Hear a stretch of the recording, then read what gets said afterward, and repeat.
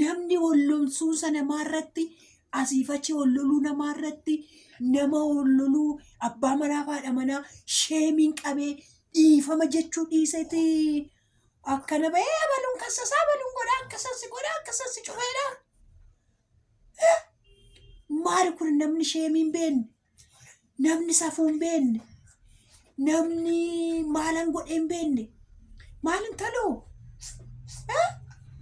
meessi adabadhuutoo gadi taa'i adabadhuutoo taa'in taloo lakkii anis kadhadheera dhiisisiin jedheera inni nama caalu caalaan hin jira lakkii of biraa deebi'i dhiisisiin jedheera ani dhiisisiin jedheera lafaa kaatee mana maa tuqxee har'a gaarii hin gammadde bariin kolfite bari isa isaan ollolan isa isaan warreeban maal kun seexanaan talawaatan akkamitti nama walloluu namaatti gammadda aduu anaatan miidiyaa kanarraan dhabama aduu namni maqaa kootitti ollole wayyoo kuni hin qaanofne maali abbaan manaa koo akka barbaadetti abbaan manaa horee dhuftee yoon kabaja dhawwatu odoo biidoo hojjetaa jirtu abbaan kakushaa dhiisedhee gorfate isuma fulfuute helelelelelele gammaddi kaa dibbee rukutatti kaa safu oduu gammachiisaa akkuma yuutuub tiiktook irratti namni chaalenjii jalqabee haadha eebbaatiifis namni chaalenjii 60,000 qopheessee jira. Sabskiraayibii 1,000 yoo naa galchite 60,000 siif kennaa. Kanaaf yuutuubii koo chaalenjii naaf hojjedhu jedhee namoonni eeyyamamtanii 1,000 miti 2,000 sii gashuu dandeenya. Haadha eebbaa 60,000 kana fudhadhuu jettan ji'a tokkotu naaf kenname. Kana jidduutti jechuudha sabskiraayibii 1,000 naaf goosiftee birrii 60,000 siif kennaa naan jedhee namni karaa keessaa dhufee na dubbisee maallaan jettu naaf gootu moo chaalenjicha jalqabee isin amaneetti galu moo dhiisu. Toleboo jedhan kaa ganda warra abbaa shaggituu tokko duroggaa deemnu jechuudha hoggaa mandara deemnee jechuudha ka akkam jirtu fayyaa keessanii nagaa keessanii jirtuuyi. Kunoo kaasuma mucaa koo bira ciisen jechuudha yaa ijoollee asuma ijoollee kanaa mucaadhuma koo bira ciisee hoduu kositti qaddada ka dhaggeeffadhaa asirratti hoduu anaa miti an jalqabee anaa miti an gadi baasuu jalqabee anaa miti ani keessaan qabu ayibbo ani fati keessaan qabu miti eebbuu koo rafuu ani keessaan qabu ani mucaadhuma koo biran taa'aa jechuudha. Dhiisi jedheen kadhadhee dadhabe ka dhiisii yaa sabboontuu dhiisin jedheen dhiisii dubbiin kun dubbii dhashitii dhiisin jedheen eessaayyuu immoo sana odoon akkas jedhaanii jiru har'ammoo jedhe jennaan jechuudha. Jiraan immoo har'a garaa ishii ciibse hodhu jennaan fayyoo kaballaatti eebbuzim jedhati maalittaa fayyoo kaballaa gaafatti cufu hin gammaddu seete inni fayyoo koo haadha manaa koo namni maaliif si tuqaa maaf namni sitti dubbataa maaliif hin dhiiftuu jedheeti akkuma abbaa manummaa gorse achi akkana dhufteet abbaa manaa dhafina jeebbamtu fagaara jechuumaa jechuudhaan hin beeku dhugaa rabbii naman gaafadhu namni fagaara jechuumaa jechuudha fagaarri maala nutti gogi jette yeentaloo ishii dhan ijoollee gudii gadi bahi bara gudii intaloo biyya arabaa keessas dhattee dhanna qabuu jalqabde dhannas nan qaba eenyuuf suura kaasisitti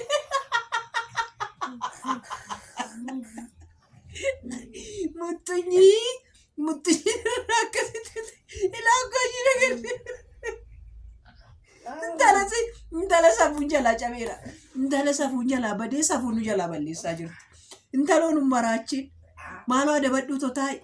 Intaloo irri barafi nun adabsiin jedhi jennaan immoo maal jalqabde seetan. Warri yuutuubii kun jechuudha. Fakkeenyaaf haadha eebbaa laxxafattanii haadha eebbaa suura ishii laxxafattanii maalittanii haadha eebbaa arrabsitanii hojjennaani ispiichiidhaan kassasuun hin danda'ama jechuudha. Achi yuutuub irratti ispiichiidhaan kassasuun hin danda'ama. Jedhi jennaan Abeelaa fi koo ispiichiidhaan kassasteet yuutuub irratti qollofe jette. Amma kan nama sabboontuu faarsetu yuutuubii kanarra jiraataa jechuudha. Maalitti hin taloo? Hin arrabsinee ishiin hin arrabsinee anan arrabsan jedhaan kaanis hedde.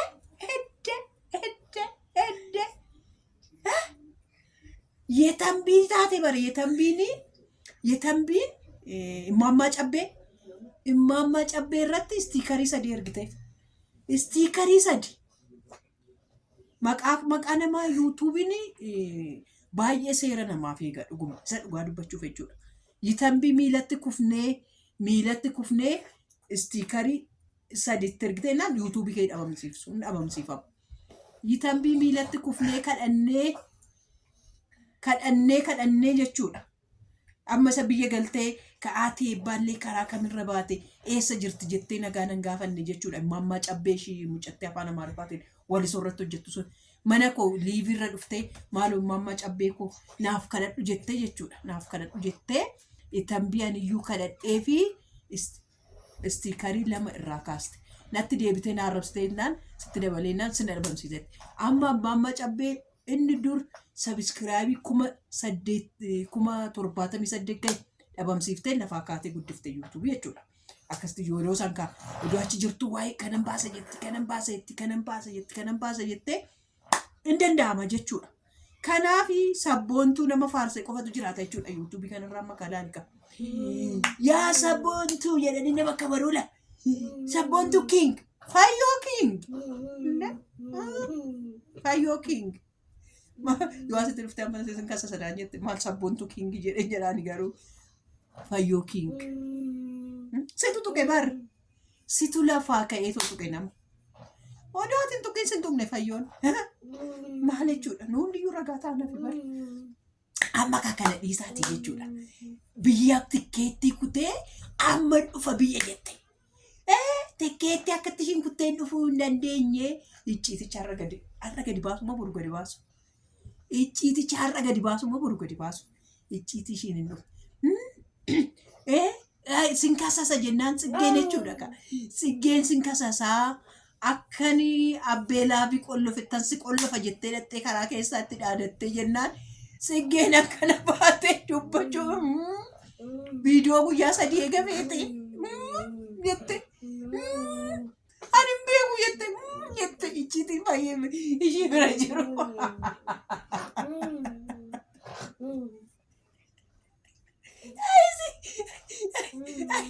Intala afuuftuun intalli afuuftuun sabboontuu afuuftuun hizbii qilleensa rakkas gootee raafte. Hizbii qilleensa raafte sodaachifattee arraabbee laafiin waa'ee sabboontuu dhiifteet jechuudha. Waa'ee sabboontuu dhiifteet dhattee maal gallakkifatte guyyaa ijoollee biyya arabaa irratti qaqqabaa rakkinni qaqqabaa jiru gadi dhiifatte. Isa gadi dhiifatte kunoo sodaachifachuun amma nakaa qollofachuun amma nakaa achiiti jechuudha kaa gudiishii boru eeggadhaa gadansi ni jigsa buna dhaafila faa godhadhee buna irratti kunan odeeffamu. Buna koo dhaabbadhee buna koo ila dubartoonni jechuudha koomentaatariin tokko baay'ee jaalladhu koomentii gaarii namaa barreessu tokko jirtu. Amaluma dubartiin bareeyatte. Intala koo ganaa mana dubartii bartanurraa sirriitti kottu nu bira taa'ii dhaggeeffadhu. Amala dubartii sirrumatti tokko martala. Ajajaati jechuudha kan mimmi'eeffachaati oduu kana mimmi'eeffachaati. Tokkommoo mana sabboontutti maallaan jetti. Icciitii kana keessaa deebi'ii ilmoo of jalaa qabdaa. Ani ilmoo namaan tuqe. Ani sabboontu mataa ishiin tuqe. Ani ilmoo namaatti nama bu'uun jaaladhu. Maaliif ilmoon na bira jirti waan ta'eef? Ani hin jaaladhu. Ani ilmoo namaan tuqa. Ani sabboontu man tuqa. Sabboontu makoontan ishiidhuma arrabsaa jira malee nama biraan tuqu. Narrabsin iyyuu ani sabboontu dhiisin jedhee gorsaa jira maal jechuudha. Buna irriba keeraa fi jedhaa jira. Miti ijoollee. Miti daawwattoota koo.